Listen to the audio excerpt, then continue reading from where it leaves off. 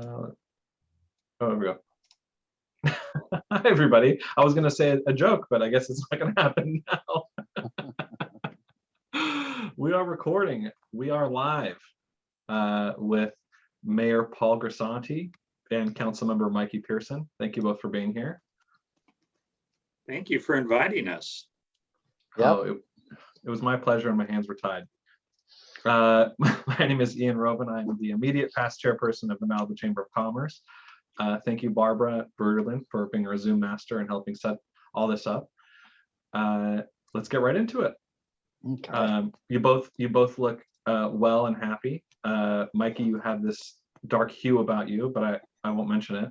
Well, I am a bit tan, but partially it's true for my face because I did all 3 graduations last week. And I only wore a hat at one of them, and the other 2 I absolutely burned to death. So Paul was smarter than I am, obviously, taking one look at his, milky pale complexion. But my dermatologist thanks you for noticing that. Yeah, well, mine won't be happy with me. I had peeling and everything. So there you go. Wear a hat, wear sunscreen, and get a dermatologist, I guess, because I'm the last in line here. There you go. Yeah, you're young, but you should definitely start wearing a hat so that you don't have to get a dermatologist. Right. And I want to know what to do about all these grays too. I'm starting to. Well, do what I did. Oh man, that's one issue we can talk about. That's coming later in infrastructure. Yeah, yes. Okay, so Malibu is reopening.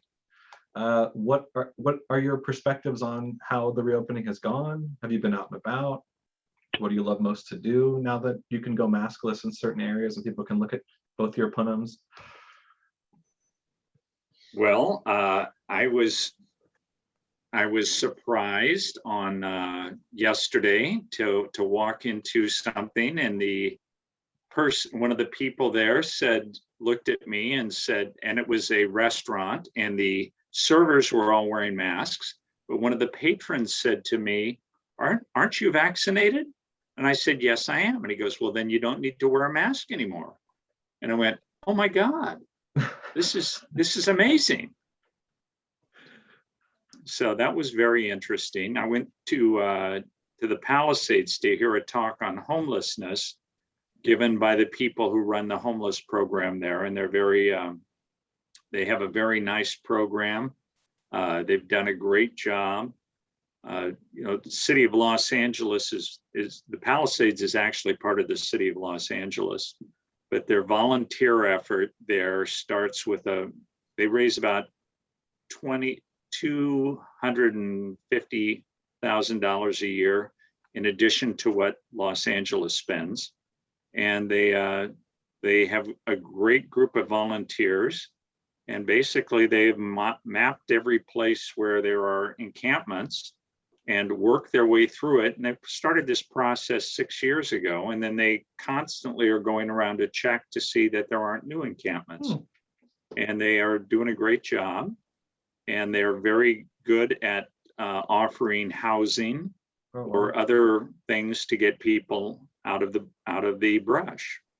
So I thought it was very educational. I'm looking forward to the city of Malibu discussing stuff like this in July, I believe. Is that correct, Mikke?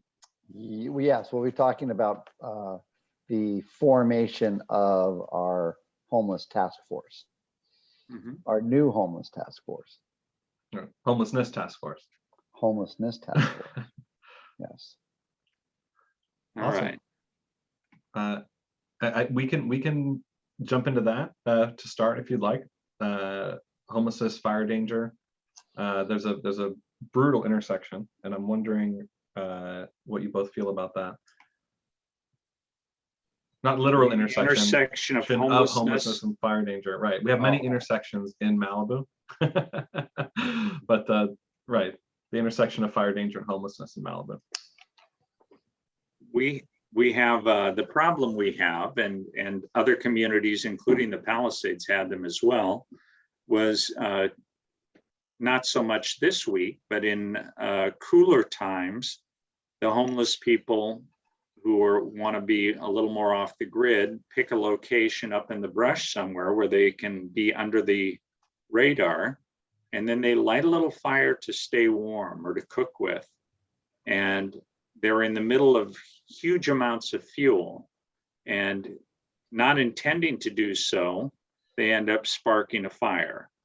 And that is, we've had several of those in Malibu. We had 3 in a row at Las Tunas Canyon, at Tuna Canyon rather, about 2 months ago before they finally located the person who was doing it. And we've had others historically in the Civic Center area, and it's an ongoing thing.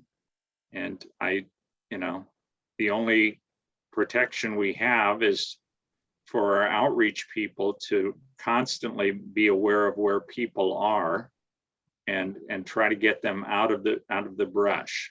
And we talked at the city council meeting about doing letters of agency, which will come up again in about 3 or 4 weeks, and trying to figure out a way to require owners of vacant land to give a letter of agency to the sheriff, so that when they see somebody camping on private property, they have the authority to go in there and tell them, no, they can't be there. How'd I do, Mikey? I think you're great. I think the bigger issue is, so far, just because we've been lucky so far, and there hasn't been a huge disaster, that's not a good plan going forward. Clearly, it's a massive danger in the Santa Monica Mountains to have people lighting fires for any reason, and so we have, like you said, the intersection of the homelessness issue and fire, and this is a disaster waiting to happen. So I think we have really difficult decisions to make on what we're going to do and how we're going to deal with it. I don't think ultimately, it's tricky, but under Martin versus Boise, we can't continue to allow this to happen without a stronger response. It's just beyond dangerous. So we have tough decisions to make, and hopefully we get there soon, because this is looking to be a potentially really, really difficult fire season. What they call the fuel moisture load is already dramatically lower than Woolsey year, and that's a scary proposition. It's very, very, very dry, and we have a lot of work to do there, and I think the intersection of homelessness and fire is exactly where it gets tricky. There's a lot of people that are rightfully afraid. There's people that are angry. There's people that are concerned.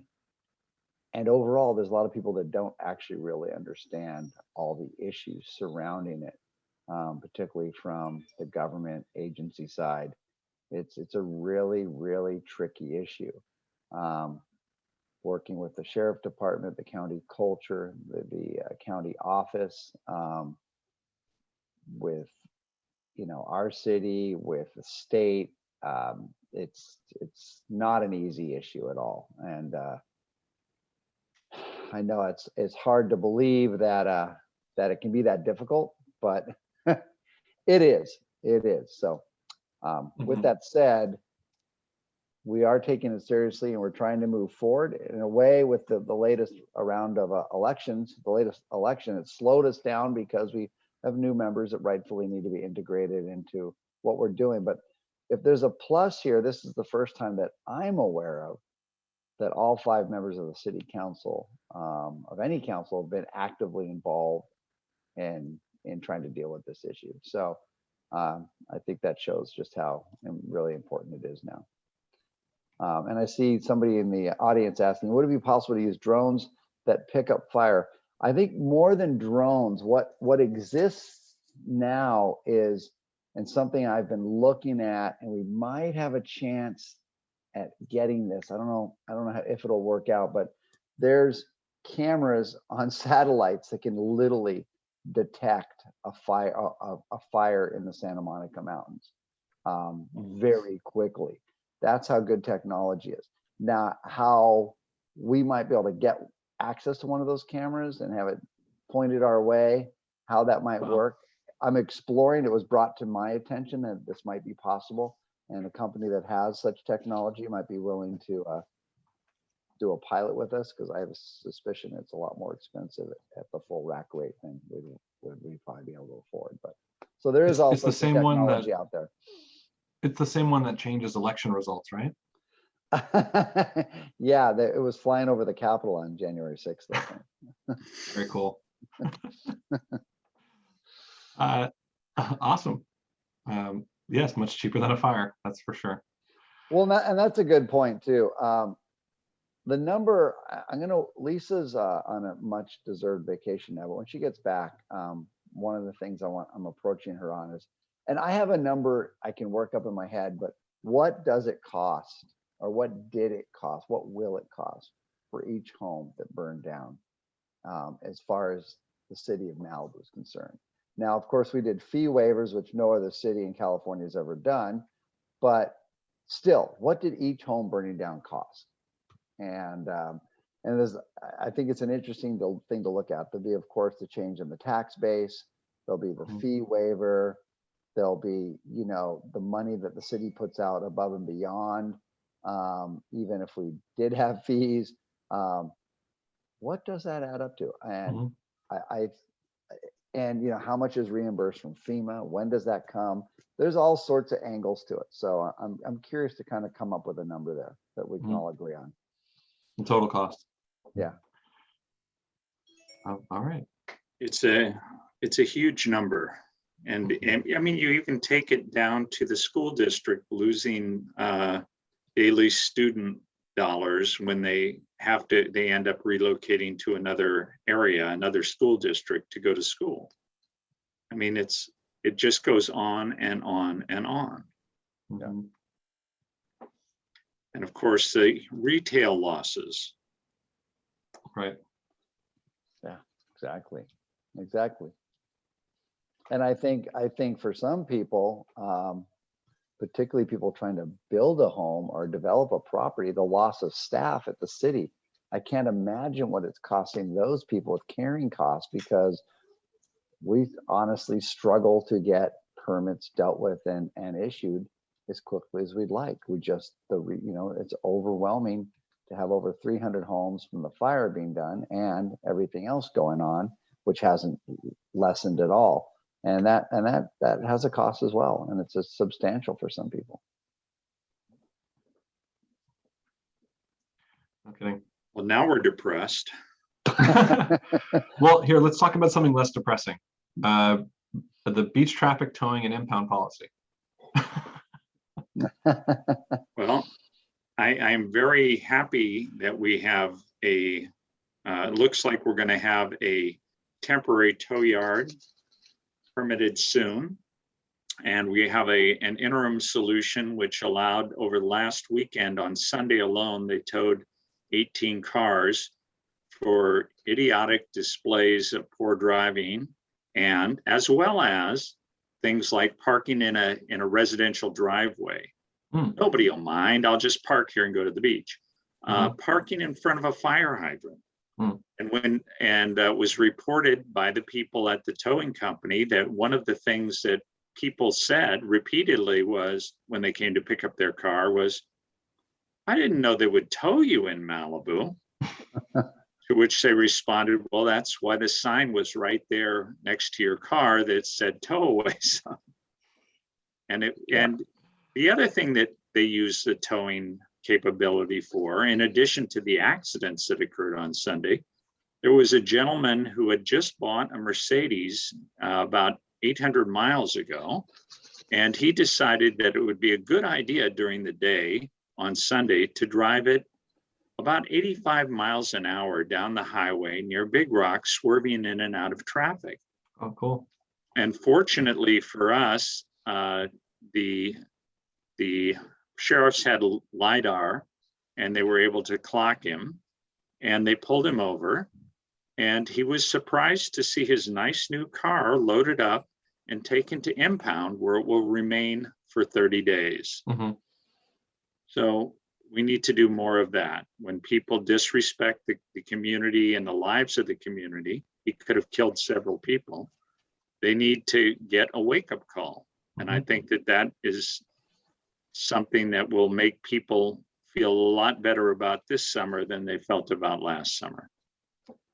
And Paul makes a good point, and the sheriff has reiterated it to me a number of times. It's like people learn, they find out. The car clubs, people racing up and down the highway, people parking places, the word gets out. And we're trying to help the sheriffs, help us get the word out. We ought to send someone with a to live stream each stop and put it on our webpage as it's happening. Yeah. I'll put a GoPro on my head and just run out in traffic. That would be a bad idea. That's probably a bad idea. We don't want to see an accident. Right now. Young father desperately injured. Not a good idea. No. All right, so on to more happy topics. I hope you're ready. Public safety enhancements. That's happier, right? What we have the budget that's coming up that we're going to get to see on the 28th, I believe. Well, does have we voted for it to have funding for an extra deputy overnight on a permanent basis for the balance of the year. The third car has been very helpful so far, and it looks like it's made a big difference in response times, because one of the things they've done is if we get a call to one end of Malibu, they don't all go to one end of Malibu. One of them will stay at the other end of Malibu to deal with things that happen. If they're in the east, there'll be one car that remains in the west to make sure that if something happens in the west, they can respond to it quickly. And the other thing is that it's the crime suppression car has done a great job on actually interacting with some of the people who are doing things like trying to steal catalytic converters and things like that. So crime is not only expensive for people, it's also very annoying when they have to fix stuff that gets broken. So. Yeah, and while we haven't seen the latest rendition of the budget, we've taken a good look at what the main part of the budget is going to look like. But since then, there's been a couple of changes. Number one, trending on our income, our revenue has gone up, which we assumed it would. That would be, TOT, sales tax, etc. All of that has ticked up another bit, which adds more money. And the other bit of good news, which Paul did a good job of getting out, is also the amount of funds we're receiving from the Great American Rescue Plan went up to $2.8 million, and it had been judged a little below 2.3 before. So that comes in tranches, a couple different tranches, but I think the first one should have arrived any time now, about half of it, I gather. And that's going to allow us to do a few things that we were struggling to do. Staff checked in on how you could spend this money, because it has all sorts of strings, but you can spend it on staff, which right now, despite some people thinking we're a bloated staff, if you're there, it doesn't look that way when you're at City Hall. We will be able to fund some positions to help things going along. And Lisa told me she was trying to fund our public safety position that was unfunded the last time we talked about it. And that would be a person really directed at not only homelessness, but at, another body on the ground to help with all the public safety issues we go through, from the highway to homelessness to speeders to, it doesn't end. The huge amount of crowds. So we'll see what the council, what we hear at that meeting. But I think you can tell I'm in favor of it. If we can fund it, I'm in favor of it. Public safety and everything that comes from that is our highest priority. Yeah, remembering back to the last election, I can tell you that everyone I spoke to mentioned the need for better traffic control and public safety. And they last summer ended up being horrible because we didn't have tow trucks. Because if you can't tow people, people learn to park wherever they want. And when there's accidents, it takes a long time to respond, which is something that we certainly benefited from a shorter response time on Sunday. We had several fender benders on Sunday, and then Sunday at like 7, there was an accident where Malibu Canyon hits Pacific Coast Highway, that it was a 3-car accident with one overturned vehicle. So it's nice when they're able to show up with the tow truck right away and start working on that stuff and keep things cleared out. And we have an extra VOP vehicle for this summer, and that actually makes a huge difference. It can give sheriffs the ability to get back on the road for certain things instead of being stuck at an accident location, for example. And the VOPs were a major bright light in our budget last year. They wrote thousands of tickets, literally, and all of that helps our bottom line a little bit. Plus, it makes people behave a little bit better. I don't want to get it wrong, Paul, but I think they wrote $800,000 in tickets, and I think that number was, I want to say it was 18,000 tickets. I know they had one weekend last summer where they wrote over 1,000 in one weekend. So yeah, there was no shortage. We were a target-rich environment, so for them. And I can't say enough about how much we appreciate their contribution to making Malibu a little safer and more pleasant to be in. And I see a question in the chat, curious about cars going off Canaan. You know what? Yeah, that is interesting. That's outside the city, most of it. And it's just, people are driving fast. People are not paying a lot of attention. I would credit Merrill May for doing a great job of reminding Caltrans of all the places to replace and fix and add public safety measures to our roads. And he's fantastic at it. I've asked him to copy me every time he sends out one of his emails, which he tends to draw on the picture and arrows and stuff everywhere. And he's really, he has a great ability that way, and I'm really lucky to have somebody that cares that much and that understands it and is that bright. And he really has gotten to the point where he's gotten a lot done for the city on all these public safety measures, guardrails, signs, etc. Yeah, he has amazing relationships with the people at Caltrans. They always respond right away to his emails as well, which is, hard to believe, but I'm grateful for it. We have something here, vaccine signups, right? We have free vaccinations at the city today. Today, yes. They opened at 11 o'clock today, and they'll be there until 7, I believe. And when I came to work today, I came into my office, and we have a new receptionist who's here from out of state, and she was wearing a face mask. And we have a sign right next to her desk that says, if you've been vaccinated, you don't have to wear a face mask. And so I asked her, and she said she hadn't been vaccinated. And I said to her, I can get you vaccinated today at 11 o'clock. And we went over to City Hall, and she was the 4th person they vaccinated this morning. And I hope they get a lot more. Well done. Well done. Thank you. They will be back again on June the 8th for second doses, and also to give new first doses. So, and do you sign up for those for July 8th? You don't have to sign up. All you have to do is drive over there. All right. Or walk over there from your office. Right. Thank you, Mayor Grisanti, for peddling vaccines for us. That's amazing. That's great.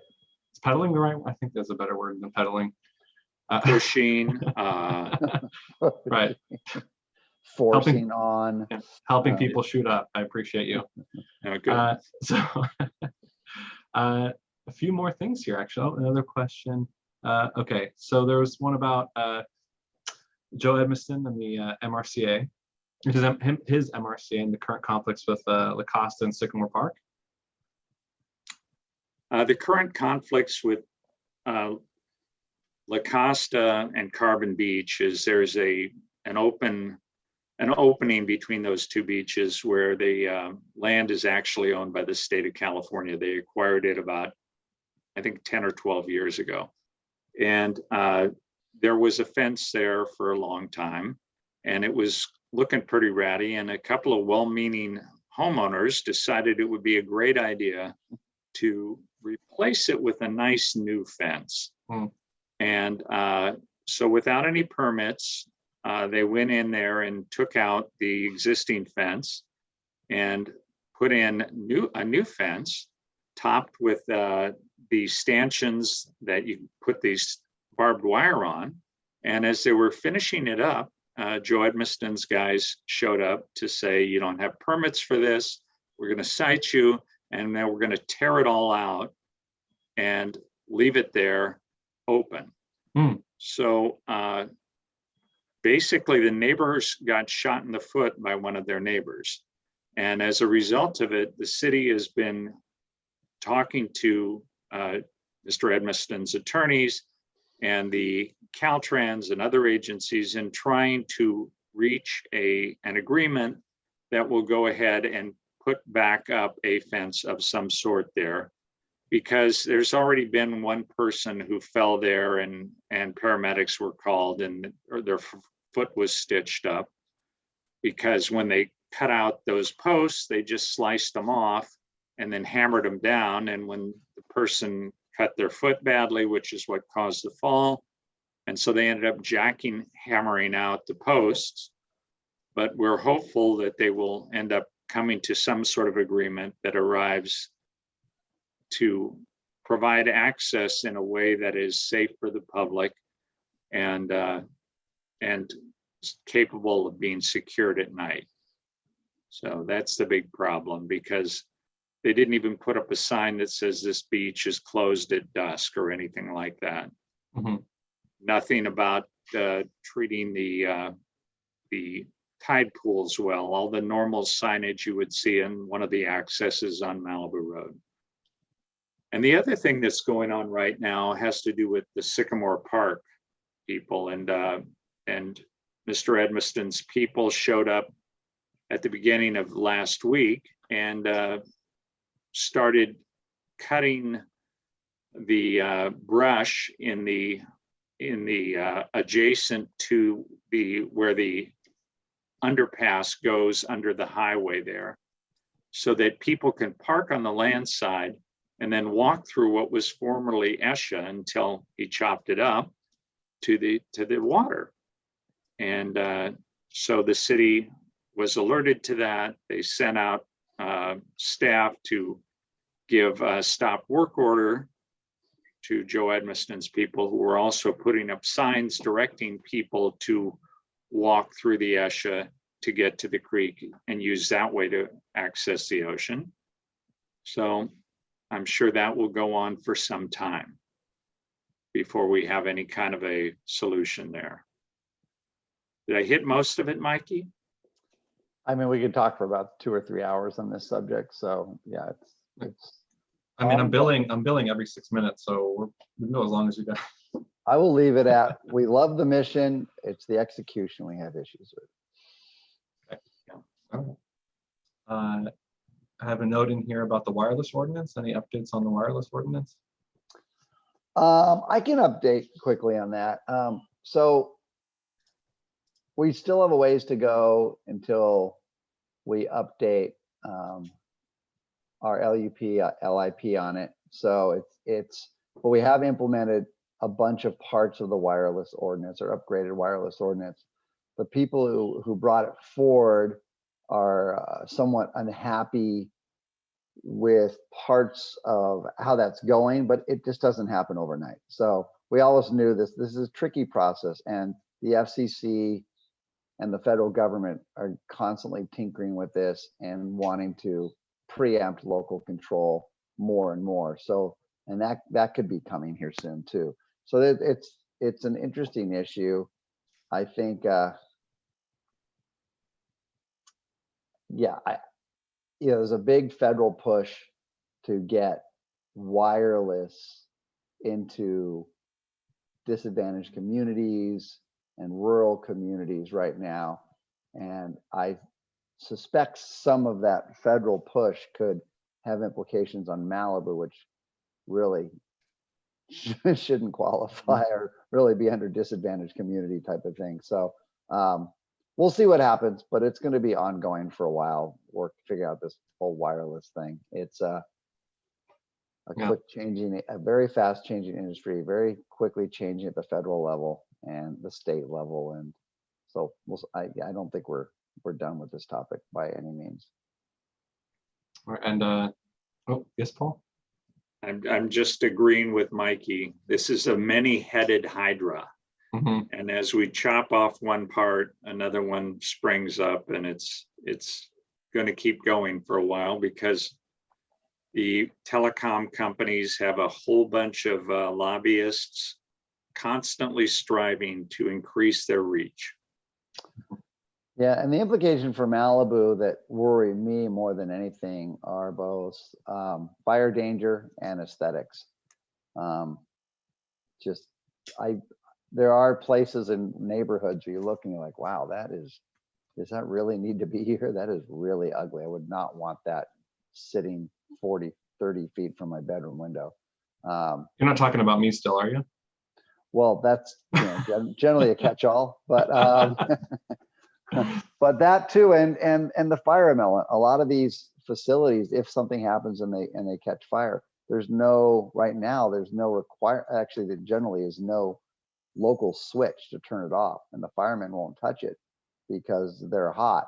So somebody has to know who knows what they're doing in some other city has to go in there and de-energize it. And it's really, in a fire zone, that's a terrible system. Mm-hmm. That makes sense.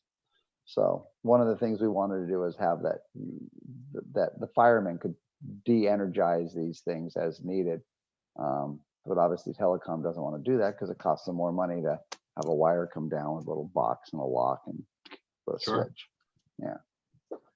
Well, speaking of things that take a long time, school district separation. Isn't that done, Mikke?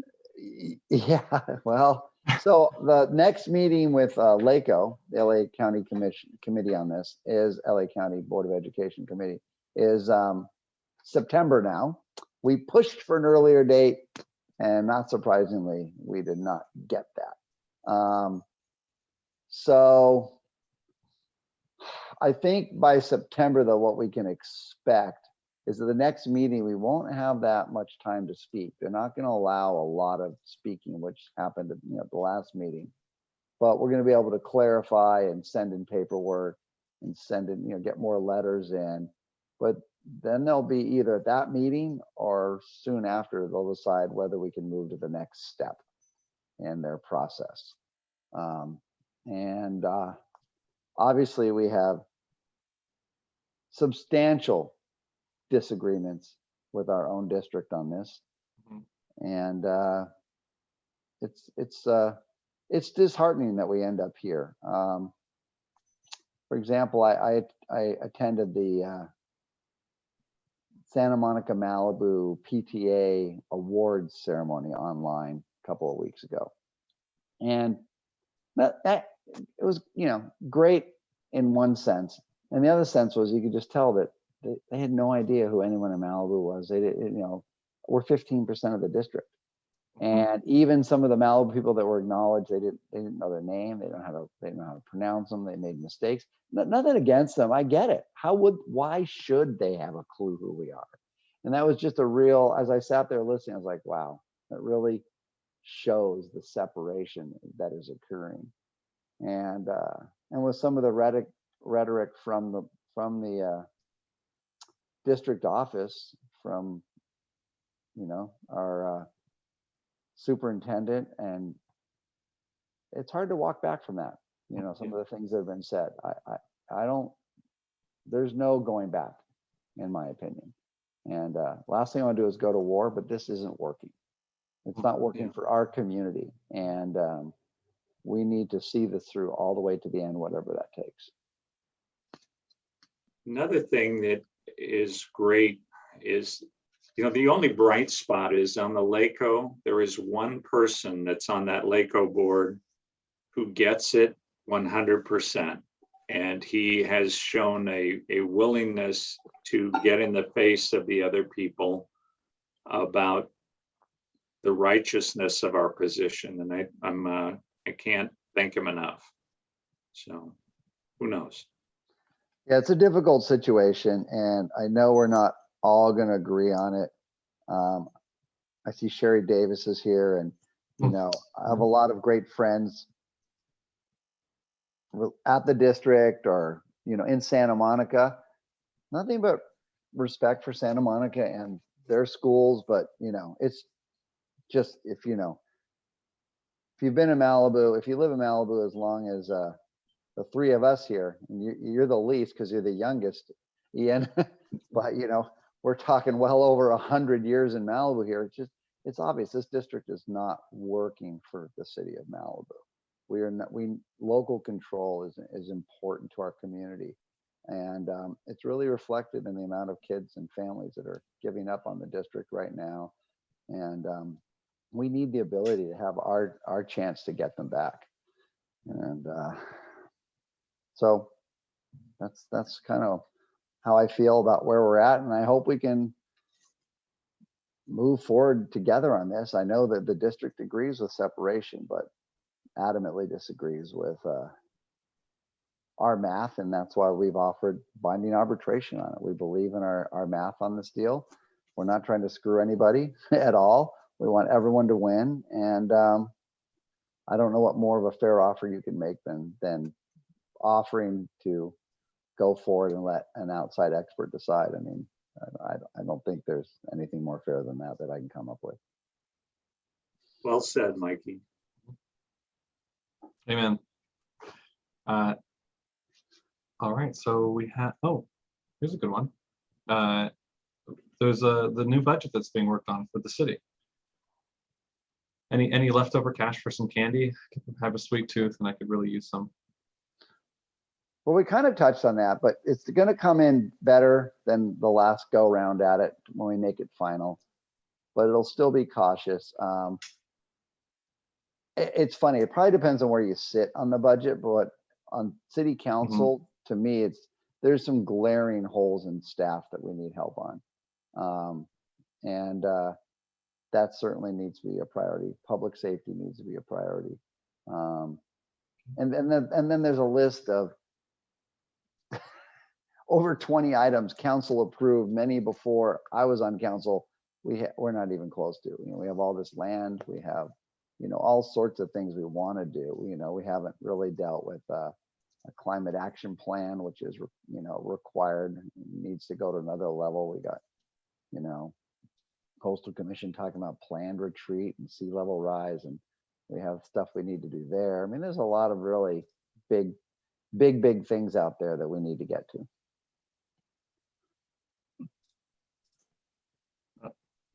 And our city manager, interim city manager, Steve McClary. Steve McClary. Yep.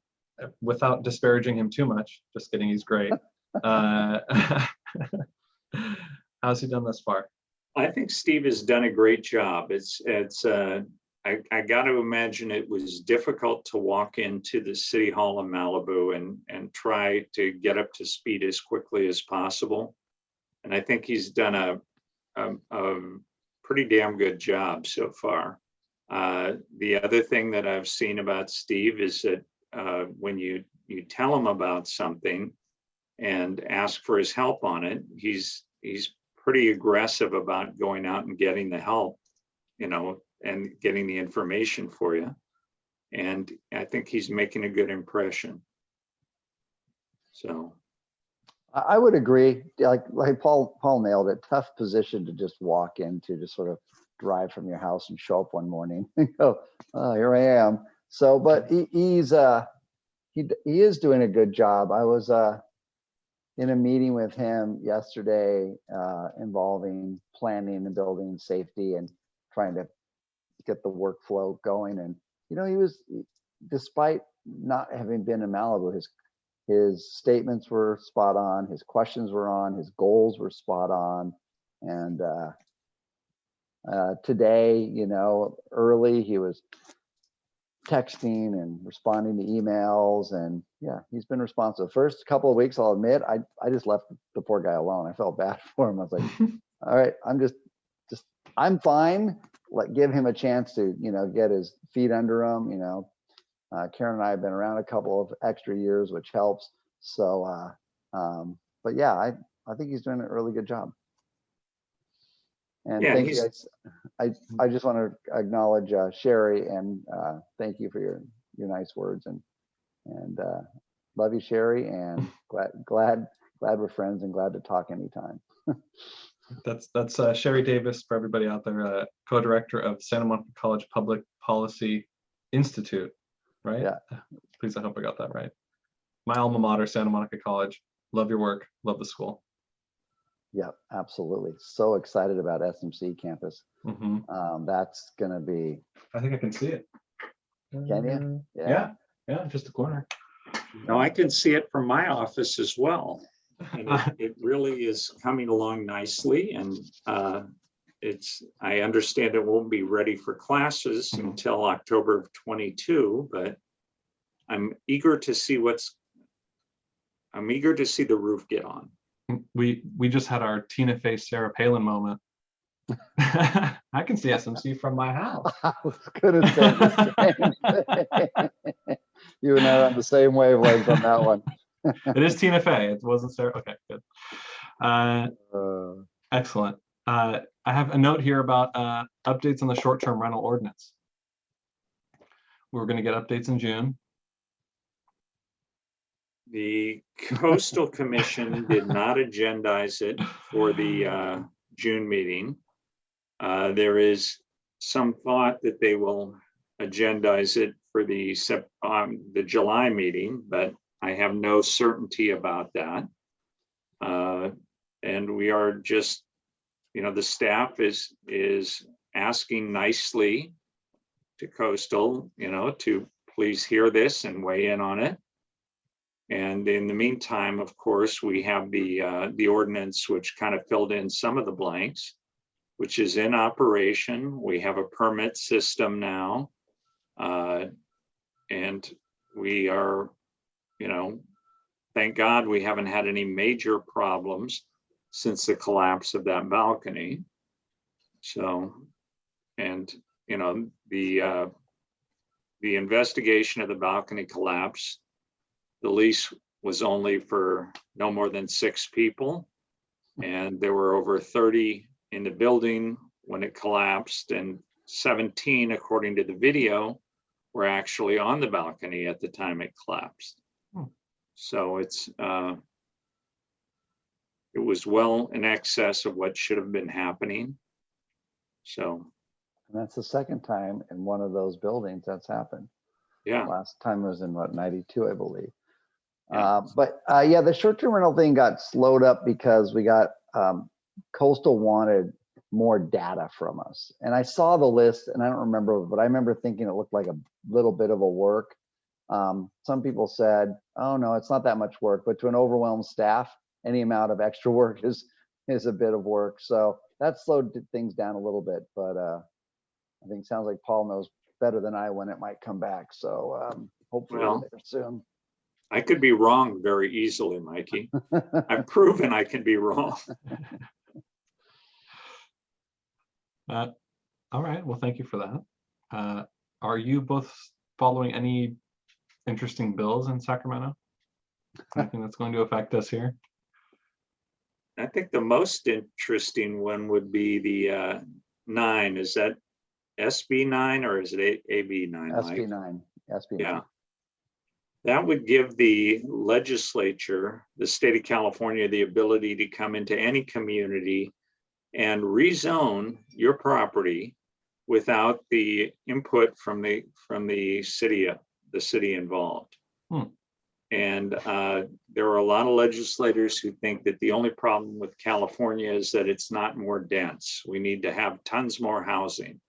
And it's a little bit of a flashback for me to when the county was running Malibu, and their long-term plan for Malibu was to have 200,000 residents in the Malibu. That coupled with the fact that they wanted to put a sewer in for all of Malibu was what sparked the drive that led to Malibu becoming a city and having control over the density. And most people remember that the first thing we did when we became a city was do a moratorium on anything being built and then rezoned all of Malibu. Basically, they cut the zoning for everything in half. And then we've since then put on another layer of legislation about slopes and things like that, that makes it unlikely that any properties can be subdivided. I mean, it's a rare thing for there to be a subdivision now. To have gone through all of that and have the state come in, threaten to come in and make every single family residence a 4-lot subdivision or a 10-lot subdivision is kind of disheartening.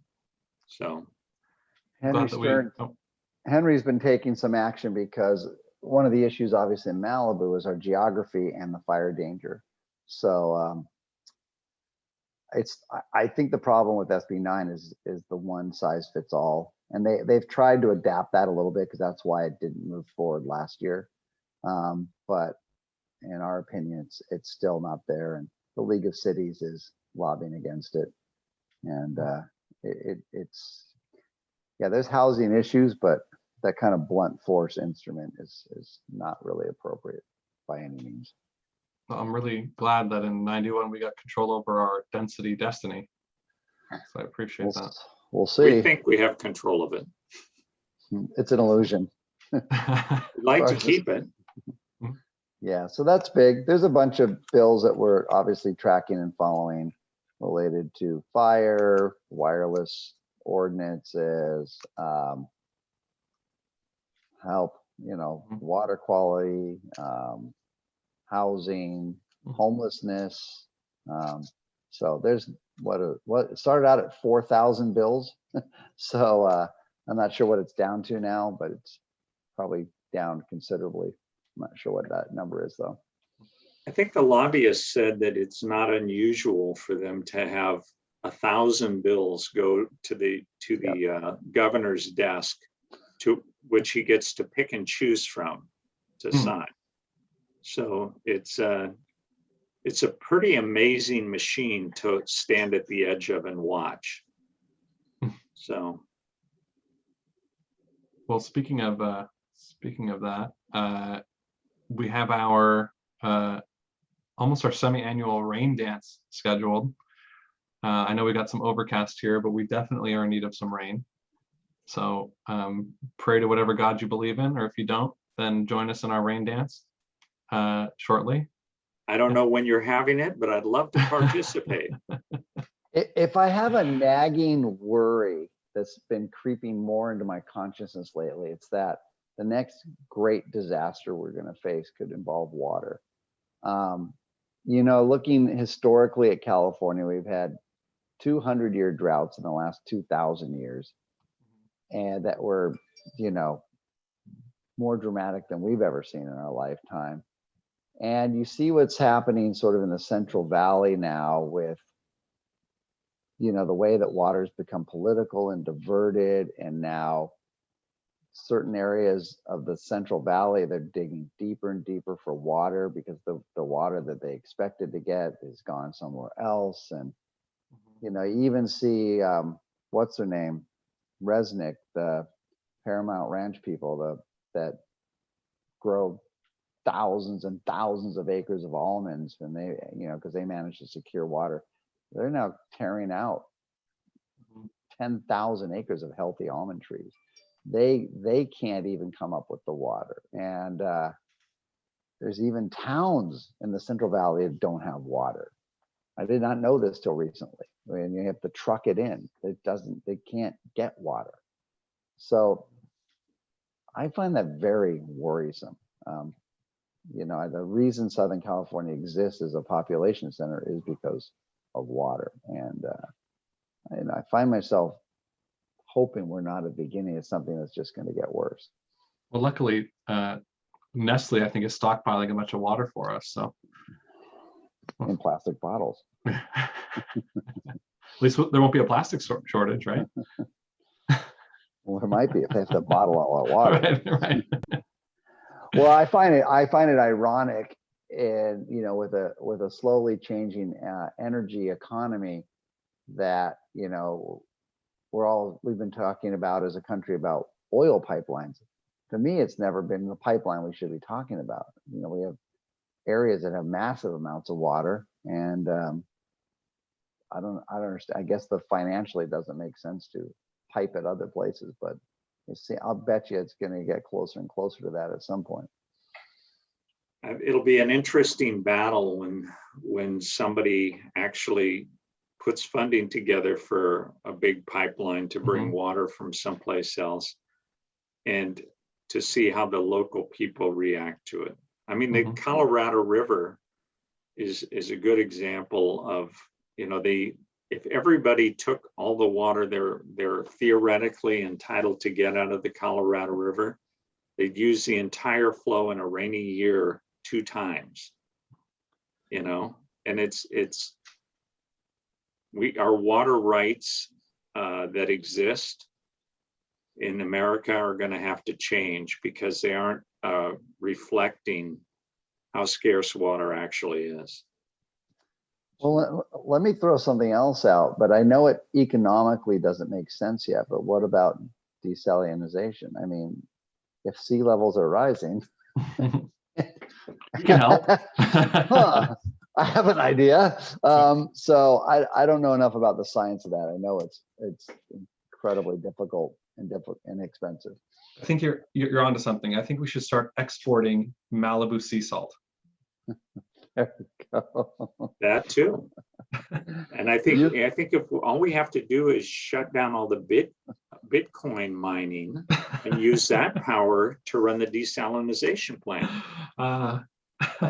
And there we disagree. There goes half of Ian's clients right there. They just left. They're gone. Yeah. There you go, everybody. A new business idea. There we go. I'll get my sieve out there in the water and start to get the salt content out. Maybe grab a few Bitcoins along the way. Right, yes. Oh boy. All Well, right. thank Bye, you Barbara. all so much. Hi, everybody. Thank Hi, you Barbara. so much. Thank you to I just want to say you've been fun and informative as always. And thanks again for all you do. And Paul Grisanti is on our board of directors, Ian Roven and Sherry Davis are all on our board of directors, and Mikke. Thank you for everything you do for the chamber. And we look forward to seeing you again on Thursday, July 15th. I don't know. I think it is. I have one parting question though. Yes. Yeah.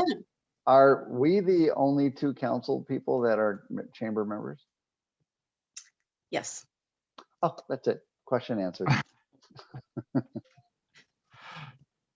More good work. Thank you. All right, we'll All look right. for ourselves on YouTube. I'll be posting this on YouTube, and everybody in the audience, bring your questions and we'll see you next month. Anything you have to say, Ian? Ditto. Can I say ditto without seeming annoying? No, you can't. It's annoying, but it's Aw. okay. We love you. Thank you guys. Thanks everybody. Thanks, Take everybody. care. Take care. Bye-bye. Bye-bye. For your service. Okay.